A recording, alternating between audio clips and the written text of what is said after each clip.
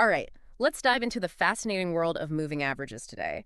We're going to break down this e-course companion guide called Moving Averages 101 by Steve and Holly Burns Okay. and see how these things can actually, help anyone listening make better decisions when it comes to the stock market. If you're interested in moving averages, Yeah, you're interested for good reason. yeah. They're essentially a way to kind of smooth out all that craziness you see with daily stock prices and kind of see the bigger picture a little bit better. Right, yeah. It's like if you're looking up at the stars trying to see a constellation, Yeah. sometimes those stars are so faint you really need a way to connect the dots. Absolutely. Moving averages, that's what they do for stock charts. They help traders, investors, anybody really get a clearer view Yeah. of those trends. Yeah. Are we going up, down, or even just kind of sideways? So the guide talks about different types of moving averages. Yeah. Simple, exponential, weighted. Mm-hmm. Is there one that's kind of like the holy grail? Like, is there one that's better than the others? You know, the authors actually really emphasize understanding the core trading principles first. Okay. It's not as much about choosing the right type, it's more about just Yeah. being able to recognize the strong signals. So it's more about understanding the concepts and not just the tools themselves. Think about it this way. You can have a toolbox full of every type of screwdriver you could possibly imagine. But if you don't know which screw head actually needs which screwdriver, Yeah, the tools themselves won't do much good. makes total sense. So once we do know what we're looking for, Yeah. how do these moving averages actually give us those signals we need? Think of moving averages like trend detectors. Okay. If a stock price consistently stays above a certain moving average, Mm-hmm. that's a pretty good sign of an uptrend. And if it's below it, it could very well be a downtrend. Got it. And unlike, maybe sometimes those squiggly lines some traders draw on charts, moving averages are based on cold, hard data, Mm-hmm. quantifiable data. So less guesswork, more concrete evidence. That's it. I like that. And the cool thing is you can use these on any time frame, right? Like whether you're someone who day trades Yeah. or someone who invests for the long term. You can use it on anything, a 5-minute chart, a monthly chart, whatever you want. Super versatile. Very versatile. Now, I know that the author, Steve Burns, has his own personal set of moving averages that he likes to use. He does. Almost like his own cheat sheet, you know? Kind of an answer key, yeah. Can you walk us through what those are? Let's start with what he calls a crucial line in the sand. Okay. And that's the 200-day simple moving average. A lot of people just call it the 200-day SMA for short. I'm already getting the feeling this is a big one. It is. Yeah. It's like a litmus test for long-term trends. Okay. Bulls really want to see prices stay above this line. Mm-hmm. Bears want to see them below it. And if a stock loses that level, it can be a pretty serious warning sign. So it's almost like a gauge of whether, like, the overall sentiment around the stock is positive or negative. You got it. Now, he also uses some shorter-term moving averages that can give you a little bit more, like, finer details on price action. Yeah. A good example of this is something called the 5-day exponential moving average, or the 5-day EMA. Okay. This can really help gauge the short-term momentum. So while that 200-day is like watching the tide come in or out, the 5-day EMA is more like watching the waves crash, right? Absolutely. Yeah. That's a great analogy. Okay. And in between those two, he also likes to use a 50-day SMA. Okay, what's special about that one? Well, a lot of times, strong stocks will pull back to that 50-day level. Okay. So it can be a good buying opportunity for somebody who believes in that long-term uptrend. So it's like that stock is on sale, but it's still a great stock, right? Same merchandise, just a little discount. All right, the cheat sheet is starting to make a little more sense, but how do we actually go from just the theory to using these things in real life? You have to think about trading not just about a company's fundamentals, but also about what we call price action. Moving averages actually help you see how other traders are behaving. Their fear, their greed, their everything. So it's almost like we're reading the room at a party. Are people heading to the dance floor or towards the exit, right? That's it. And momentum can shift really fast, just like at a party. Yeah, for sure. That's where the moving averages come in. Oh, okay. So let's say a stock breaks out above a key moving average with really strong volume. Mm-hmm. That could be a very strong signal to buy. So we're looking for confirmation that other traders are also jumping in, that there's actual momentum there. Exactly. And just like you would cut your losses at a party before it's over, Right. you might sell if a stock breaks down below that key moving average. Makes total sense. Yeah. But what about when things are really, really choppy? Yeah. When a stock is just bouncing up and down? That's where things get tricky. Mm-hmm. Moving averages, they really work best when there are strong, clear trends. Okay. If there's high volatility, it makes them a little less reliable. So back to the party, if people are just kind of milling around aimlessly, Exactly. it's harder to tell which way they're going. It's hard to see the flow. Yeah, you might get some false signals You will. You will. if you just rely on those moving averages in those situations. Yeah. So you have to be aware of the market context, Absolutely. not just blindly follow the indicators. That's the first step to using any new tool. This is already making me rethink how I look at charts, I have to say. That's good. That's good. And, even in a trending market, you're going to want to have ways to manage your risk. Of course, because nothing is foolproof. Right. So what does the guide say about, managing your risk, but using moving averages at the same time? Well, one of the key concepts when it comes to trading is what's called a stop-loss order. Okay. And essentially, this is an order that you place to automatically sell a stock if it falls below a certain price. And you can actually use your moving averages to help set those levels. Okay, how does that work? Let's say you buy a stock because it breaks out above that 50-day moving average. Yeah. You might want to set your stop loss just a little bit below that same average. Okay. So if the price falls back below, your order automatically sells, and that limits your losses. So it's like a safety net in case that trend reverses. That's a great way to put it. I like that. Yeah, but what if it keeps going up? Right. We don't just leave it at the same level forever. Exactly, do we? That's where something called trailing stops come in. Okay. This is a more dynamic approach where you gradually raise your stop loss level as the stock price climbs higher. So we're basically locking in some profits as the trend continues going up. Exactly. You could trail your stop, for example, just below a shorter-term moving average like that 10-day EMA as the price rises. Okay. So it lets you ride the wave, but still protect yourself from a really sudden reversal. Got it. All right, that trailing stop concept is starting to make sense. Good. We've talked about entries, we've talked about risk management. Right. What about actually knowing when to take your profits? Well, you got to have an exit strategy too, of course. A simple one is to just sell when the price crosses back onto that same moving average that signaled your entry. Okay. It's like the party's winding down. Time to go home. It's time to head out. Yeah, it's all about respecting those key levels. That's right. Now, the guide also mentions using other tools like the RSI to help with those exits. Yes. Can you explain that a little bit? So the RSI, or the Relative Strength Index, is what's called a momentum indicator. Okay. It can really help spot what we call overbought and oversold conditions.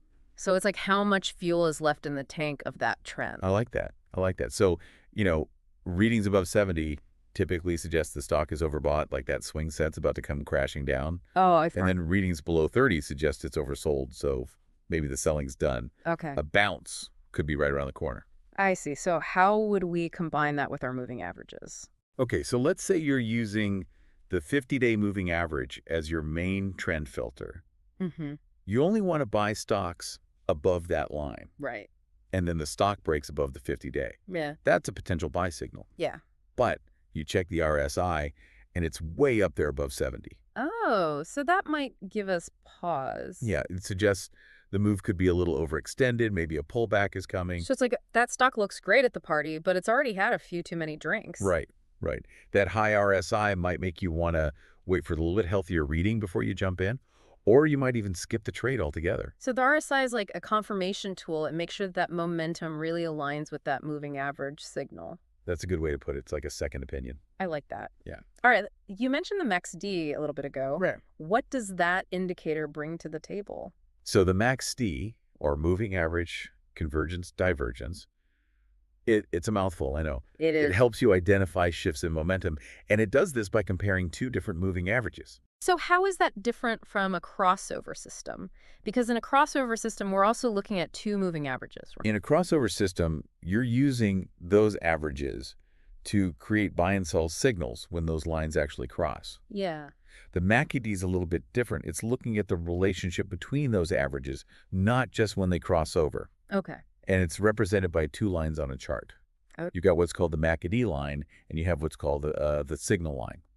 So with those two lines, what are we actually looking for? When that MACD line crosses above that signal line, Mm-hmm. it usually suggests that momentum is building to the upside. Okay. When it crosses below, it usually means the momentum shifting to the downside. Got it. How does this relate back to our moving averages, though? Okay, let's say you're watching a stock, and it's been trending above that 200-day moving average. That's a good sign. Yeah. Suddenly, the price starts to pull back. It's getting close to that 200-day SMA. Okay. You're not sure if it's just a healthy pullback or the start of a downtrend. So it's like they're starting to leave the party. Are they just taking a breather or are they going home? Exactly. That's where the MACD can be really useful. Yeah. If the MACD lines are still trending upwards or even just flattening out above what's called the zero line, Yeah. it suggests the bullish momentum might still be intact. Okay, so the MACD confirms that the party's still going strong, even if some people are taking a break. Precisely. You might hold on to that stock because you think it's going to bounce off that 200-day SMA and just keep going up. Makes sense. So we can use the MACD to confirm trends, You can. but can it also warn us of potential trend changes? That's one of the best things about it. Oh, okay. One of the most powerful signals the MACD can give you is what we call a divergence. Okay. And this is where the price action and the MACD are telling two totally different stories. Ooh, a little drama. Yeah, a little drama. Yeah. So let's say a stock is making higher highs and higher highs, but the MACD is making lower highs. Oh, okay. That's what we call a bearish divergence. And it's basically suggesting that the upward momentum is starting to weaken, So even though the price is still going up. even though the price is still going up. Yeah. It's like the music's still playing at the party, but people are starting to lose a little bit of energy. I see. That bearish divergence, it could be an early warning sign that the trend is about to reverse. So even though the price hasn't broken down yet, Yeah. the MACD is giving us a little heads up that things might be changing. That's right. You might want to tighten up your stop loss, Yeah. maybe reduce your position size a little bit, or Yeah. maybe even exit the trade altogether if you see a really strong bearish divergence forming. Wow. This is incredibly insightful. I'm starting to see how you can use all of these things together. Right. Moving averages, the RSI, the MACD, Absolutely. and it creates like a much more nuanced and powerful approach. It is. It's about layering these indicators, Mm-hmm. looking for confirmations, and just always keeping that big picture in mind. This whole deep dive has been a revelation. You know, moving averages have gone from just these lines on a chart for me, no, actually like tools where I can identify trends, manage my risk, and even try to anticipate reversals. Yeah, and remember, this is just a few ways you can use moving averages. Right. There are so many more advanced techniques and strategies out there that you can explore. So for our listeners who are feeling really inspired to delve deeper, what advice would you give them? I would say just start by experimenting with different combinations of moving averages and indicators on your own charts. Yeah. See what works for you, see what resonates with your own personal trading style. Yeah, Don't be afraid to try new things, and always be open to learning. that's great advice. Yeah. This has been so fascinating. Yes. I feel like I've learned so much, and I'm really excited to start applying some of these things That's great. to my own trading, you know? Well, it's been a pleasure diving into this with you. Yeah, likewise. And remember, the key to success in trading, just like anything in life, is continuous learning Mm-hmm. and adapting. Very well said. And on that note, we'll wrap up this deep dive into the world of moving averages. I hope you've all enjoyed it. Thanks for listening. Okay, I'm ready to hear more about those crossover systems you mentioned earlier. Yeah, these crossover systems, they're really interesting Yeah. because they can really take some of that guesswork out of trading. So instead of looking at just one moving average, we're Mhm. actually looking at the relationship between two O. Exactly. That's the key. Those crossovers. Okay, can you give us a concrete example? Sure. Let's take what's probably the most classic example. Okay. The 50-day and the 200-day simple moving average crossover. How? So a buy signal happens when that shorter-term 50-day SMA crosses above the longer-term 200-day SMA. So when the faster average overtakes the slower one, Exactly. that's a sign that we could be seeing some bullish momentum. It suggests that short-term trend is gaining strength compared to that long-term trend. So it's like a small boat overtaking a big ship, right? I like that. That's a good way to visualize it. Yeah. It's a shift in momentum. Okay, and then the opposite would be true for a sell signal. Exactly. The 50-day crosses below the 200-day. Right, and that suggests the short-term trend is weakening relative to that longer-term trend. So our little boat is falling behind again. That's it. Yeah. And that particular crossover, by the way, the 50-day crossing below the 200-day, some people call that a death cross. Uh-oh, that sounds kind of scary. Yeah, it can be a pretty ominous sign, Right. especially if it's confirmed by other indicators. But remember, no signal is perfect. Yeah, for sure.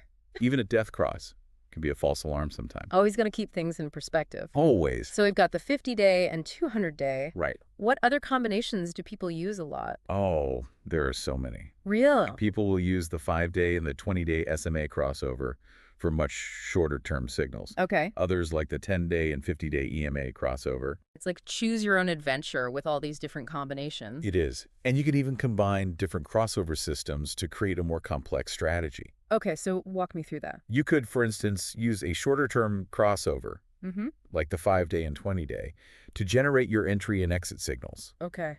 But only take those signals if the long-term trend, maybe using that 200-day SMA, is also in your favor. So we're basically filtering our trades to make sure they actually align with the bigger picture. That's it. Adding those layers of analysis just to increase those odds of success. Right, right. And remember those other indicators we talked about, the RSI, the MACD. Yeah. You can use those as filters too. So I could say, like, only take a buy signal if the 5-day crosses above the 20-day, but only if the RSI is also above 50 or something. That's a great example. Okay. That way, you're confirming that there's some real, genuine bullish momentum behind that signal. Wow. So many possibilities. There are. But with so many options, how do we know which crossover system is really right for us? That's where what's called backtesting comes in. Okay. It's basically a way to test your trading strategy using historical data.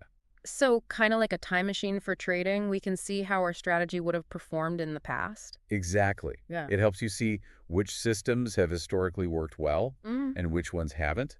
Okay. It gives you some objective data on your system's strengths and weaknesses. But I imagine even with backtesting, the best systems are going to have some losing streaks when you're actually using them. Of course, nothing's perfect. Yeah. How do we stay disciplined and avoid abandoning a system just because it's going through a rough patch? That's a really good point. Remember, every system will have periods of underperformance. Right.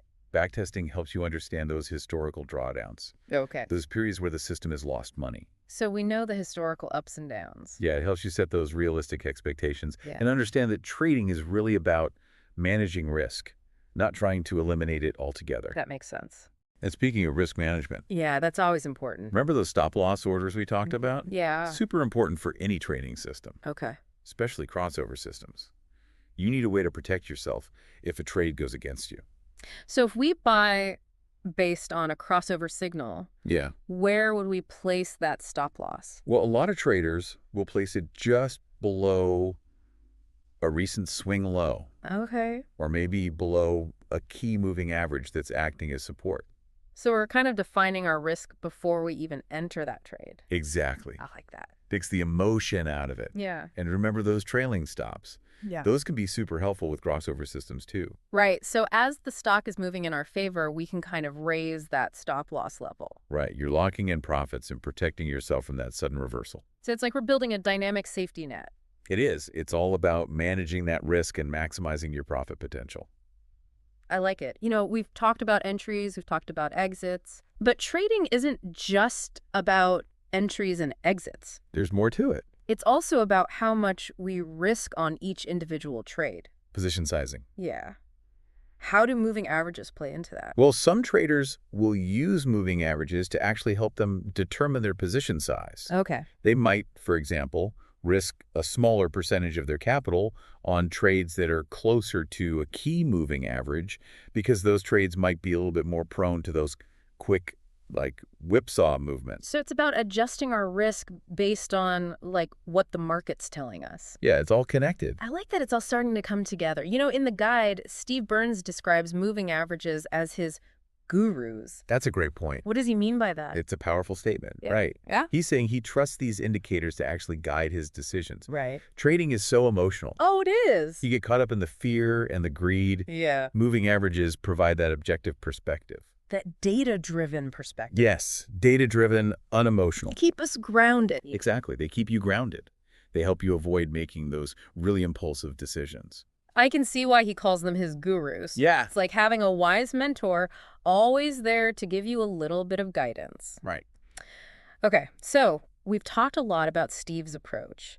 Does Holly play a role in this whole moving average as a guru concept? Well, the guide mostly focuses on Steve's strategies. Yeah.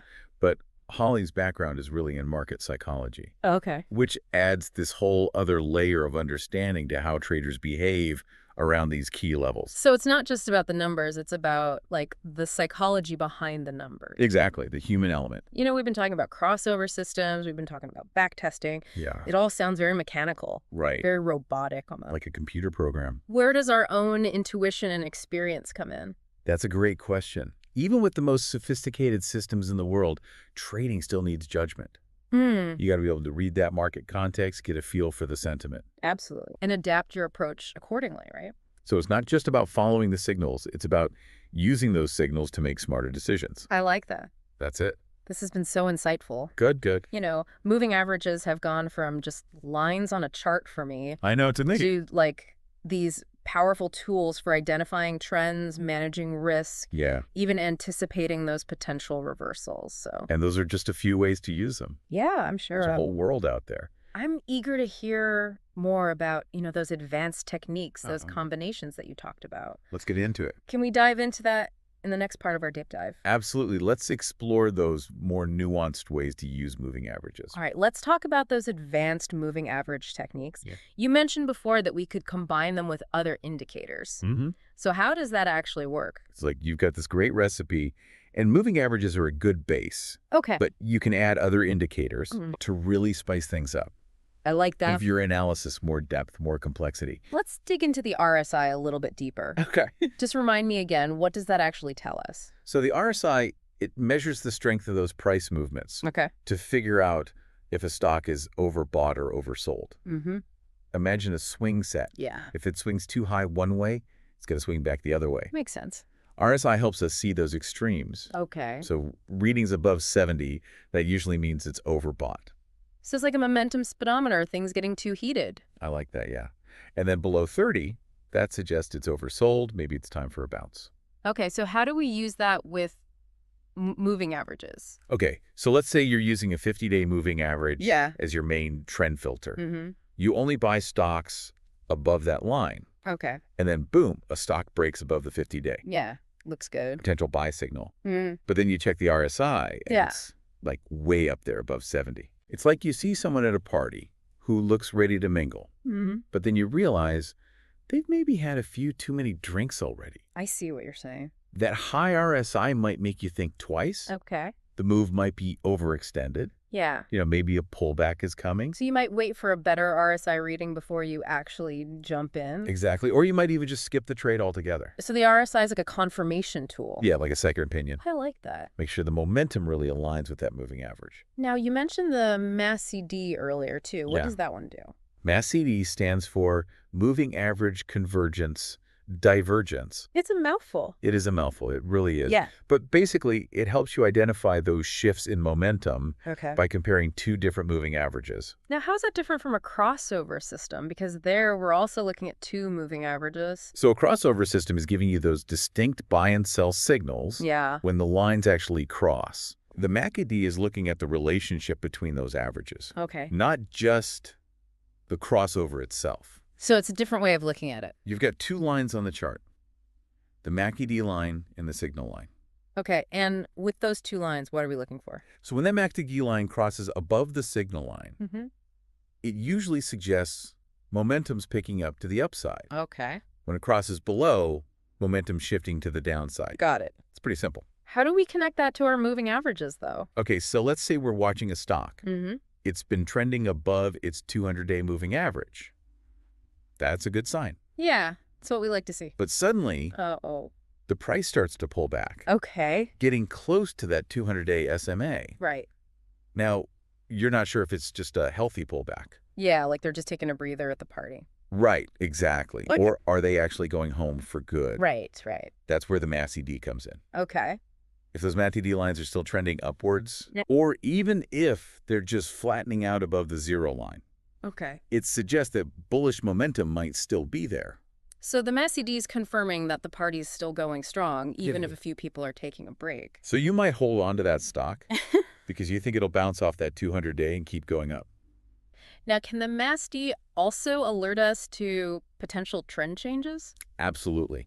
One of the most powerful signals you can get from the MACD is called a divergence.